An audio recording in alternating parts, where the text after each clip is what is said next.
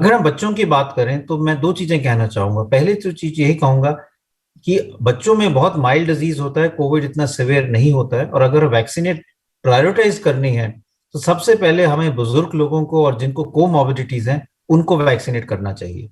दूसरी चीज ये है कि वैक्सीन की अब ट्रायल भारत में भी हो रही है। फाइजर वैक्सीन जो बाहर बनी है और उसको एफडीए अप्रूवल मिल चुका है बच्चों के लिए, और वो हमारे रेगुलेटरी अथॉरिटीज ने वैक्सीन को भारत में आना की परमिशन दी हुई है, और बच्चों में वो लग सकती है। और जो भारत में ट्रायल हो रही हैं 2 साल से 18 साल की उम्र के बच्चों में, वो ट्रायल भी अब काफी तेजी से हो रही हैं। और हम सबको यही उम्मीद है कि सितंबर तक या अक्टूबर तक ये ट्रायल खत्म हो जाएगी और डेटा हमारे पास आ जाएगा, और फिर हमें इसका भी अप्रूवल मिल सकता है, जिससे ये भी वैक्सीन जो है बच्चों में लग सकती है।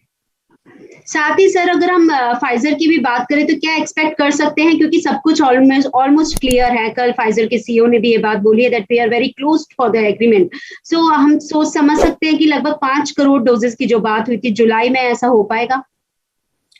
तो उम्मीद तो यही है कि जल्दी से जल्दी हो जाएगा, क्योंकि फाइजर और गवर्नमेंट की काफी टॉक्स हो चुकी हैं, बातचीत हो चुकी है। जो भी उनके डाउट्स थे या जो चाहते थे, काफी हद तक वो सुलझ गई हैं। इसलिए मेरा ये मानना है कि जल्दी पे हमारे पास फाइजर की वैक्सीन आ जाएगी। लेकिन मैं यही कहना चाहूंगा कि जो हमारे लॉन्ग टर्म में वैक्सीन सबसे ज्यादा हमें डोजेज मिलेंगे, वो भारत वाली जो भारत में ही जो वैक्सीन बन रही है उसी के ही मिलेंगे। चाहे हम कोवैक्सीन की बात करें या कोविशील्ड की बात करें, तो फाइजर हमें सप्लीमेंट करेगा, वैक्सीन वो आ जाएगी। और जैसे हम कह रहे थे कि ऐसी कई सिचुएशन है जहां पे अभी तक जो भारत वाली वैक्सीन है उनके अप्रूवल्स नहीं है, जैसे बच्चों की बात करें तो वहां पे कोविशील्ड और कोवैक्सीन को वहां पे अप्रूवल नहीं मिला हुआ। तो फाइजर को वहां पे हम यूज कर सकते हैं कि पहले बच्चों में वो लगा सकते हैं, जिससे उनमें भी थोड़ा प्रोटेक्शन हो जाए। सर, डेल्टा प्लस वेरिएंट को लेकर काफी ज्यादा कंफ्यूजन है कि वो वेरिएंट ऑफ कंसर्न है या वेरिएंट ऑफ इन्वेस्टिगेशन है या वेरिएंट ऑफ इंटरेस्ट है।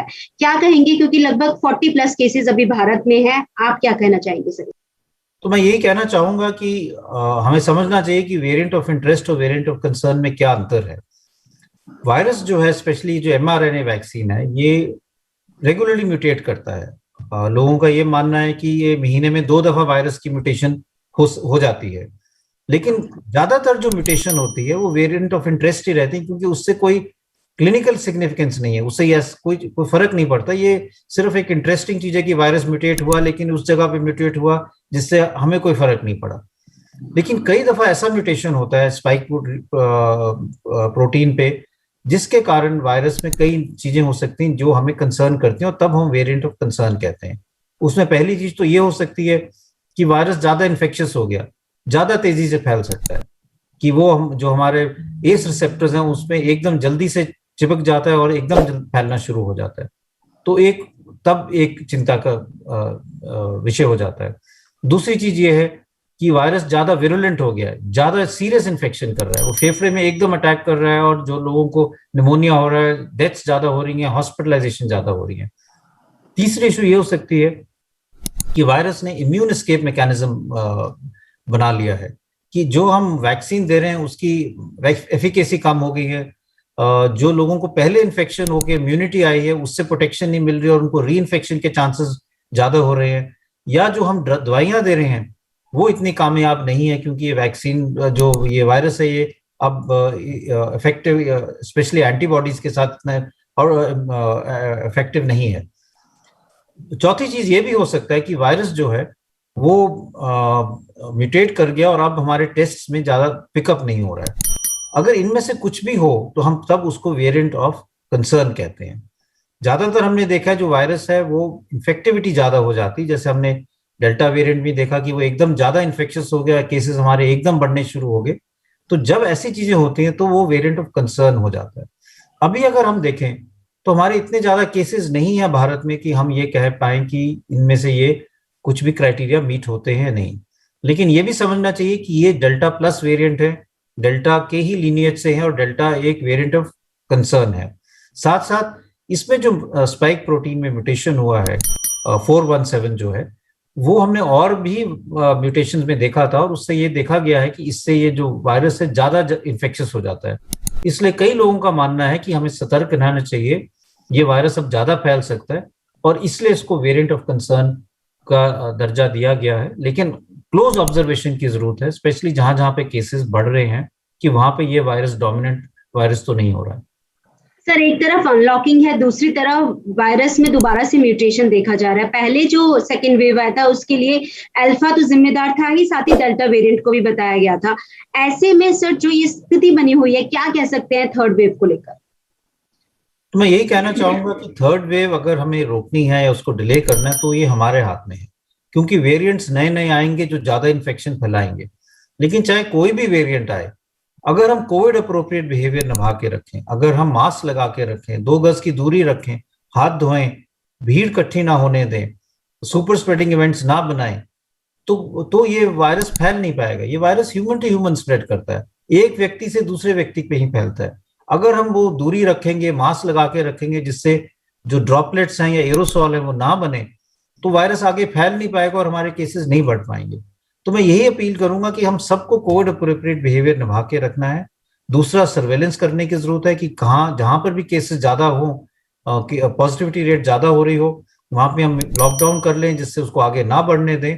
और तीसरी चीज, वैक्सीनेशन, ज्यादा से ज्यादा लोग आगे आए, वैक्सीनेशन लगाएं, जिससे उनको भी प्रोटेक्शन मिलेगा और चेन ऑफ ट्रांसमिशन को हम रोक पाएंगे, जिससे वायरस आगे नहीं फैल पाए। सर लगभग 1.5 साल हो चुका है, बच्चे स्कूल नहीं जा पाए। कई तो ऐसे बच्चे जिनकी शुरुआत होनी थी वो भी नहीं हो पाई है। अभी जो स्थिति बनी हुई है, आपको क्या लगता है कि स्कूल्स कब से शुरू हो पाएंगे? तो आपकी बात सही है कि 1.5 साल से स्कूल नहीं बच्चे जा पाए, और मेरा ये मानना है कि स्कूलिंग एक बहुत जरूरी, बच्चों की डेवलपमेंट के लिए जरूरी है। चाहे वो हम फिजिकल डेवलपमेंट की बात करें, कैरेक्टर बिल्डिंग की बात करें, या ओवरऑल ग्रोथ ऑफ चिल्ड्रन की बात करें, इसलिए फिजिकल स्कूल जाना बहुत जरूरी है। और स्पेशली कई बच्चे ऐसे हैं जो मार्जिनलाइज्ड हैं, जो ऑनलाइन क्लासेस पे नहीं आ पाते, उनके लिए उनकी स्कूलिंग तो बहुत ज्यादा सफर हो रही है। इसलिए फिजिकल स्कूलिंग की बहुत जरूरत है, लेकिन इसको बैलेंस करने की जरूरत है कि वहां पे इन्फेक्शन ना एकदम फैले। तो कई स्ट्रैटेजीज हम बना सकते हैं, स्क्रीनिंग के लिए बना सकते हैं। ये देखें कि आधी क्लासेस करें, आधी एक दिन करें, आधी दूसरे दिन करें, जिससे भीड़ ना इकट्ठी हो, या और किसी टाइप की हम स्ट्रैटेजी बना सकते हैं। और उस जगह पे स्कूल खोल सकते हैं जहाँ पे पॉजिटिविटी रेट बहुत कम है, लेकिन क्लोजली मॉनिटर करें, जिससे कुछ अगर बढ़े तो स्कूल को हम फिर बंद कर दें, नहीं तो चलने दें। और इस तरह से कुछ हद तक स्कूल जो हैं वो चल सकते हैं, जिससे बच्चों की एजुकेशन जो है वो सफर ना करे। बिल्कुल सर।